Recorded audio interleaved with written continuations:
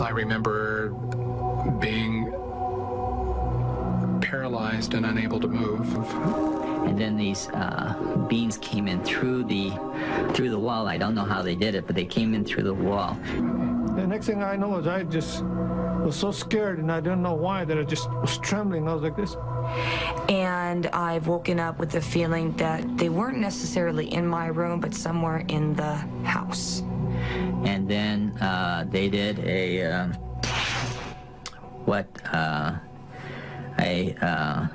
they do like a sexual thing. They collected sperm and then they took me back. The beings that I've seen tend to be small in stature and very slim, with the large heads and the large eyes. And he kind of goes into a really very tight point. His chin comes all the way down to a point.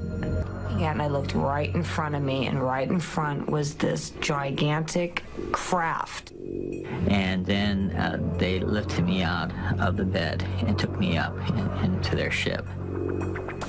I was taken up. First, I was on a table. And they did some gynecological procedures.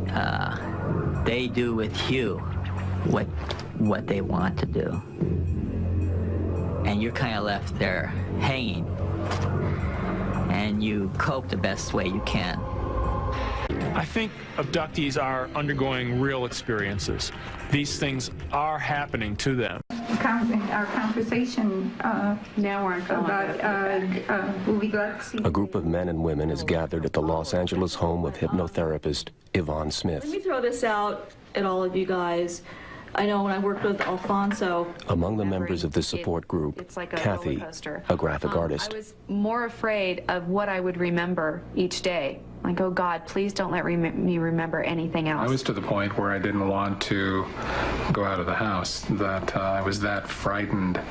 Vern, a small business owner, and Donna, They're part of the race of man. There's a 67-year-old grandmother. Human branch. There are other branches, and they're one of the other branches.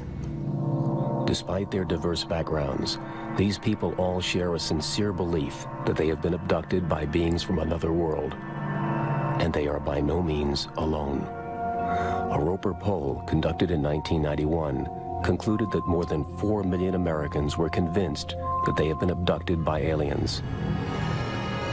Even more startling are the results of a recent Canadian poll conducted at Montreal's Concordia University.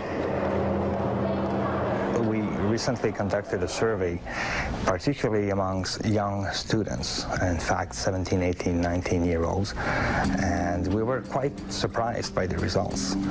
The main results showed that more than 50% of these young individuals do believe that it is possible to be abducted by aliens, and more to the point, they do believe that abductions actually do take place right now.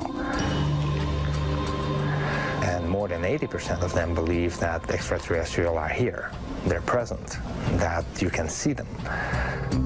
It defies description, and you need to experience it yourself in order to truly understand. From my research, I've discovered that abductees are completely sincere in describing what's happened to them.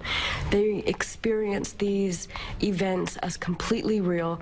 They're traumatized, they're in pain, they're suffering from it. That's why they are looking for help. That's why they're looking for support.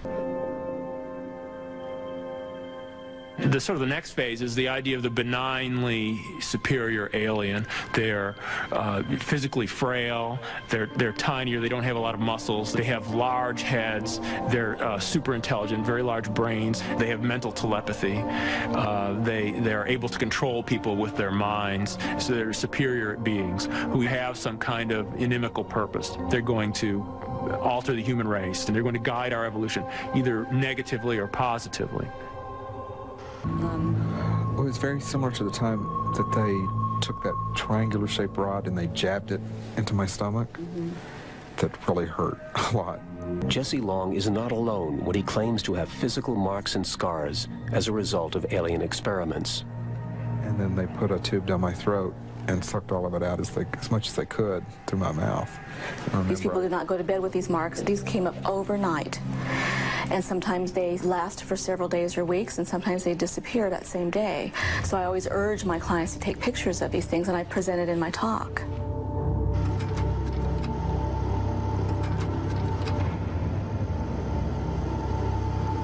I have had bruises many times. I've had bruises on the arms where the only way, and no one else touched me, the only way you could understand it could be as if somebody was moving you around. I had a raised area right in here, and in the inside of it I had a triangle with three injection points, and then I had injection points leading up my arm here. One of them is a little bit taller than the rest of them, and he has a coat on. He's very mean. They're not making this up, and they're not fantasizing, and they're not dreaming.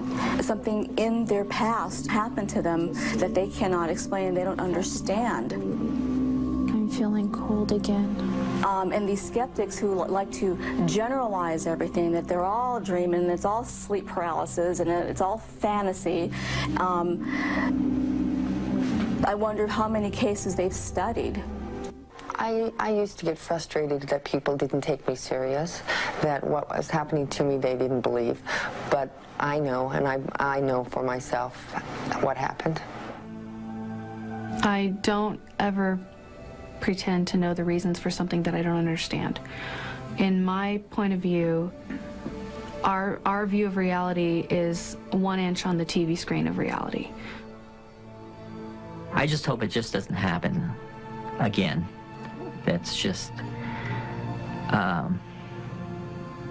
it's so draining. It is very consuming.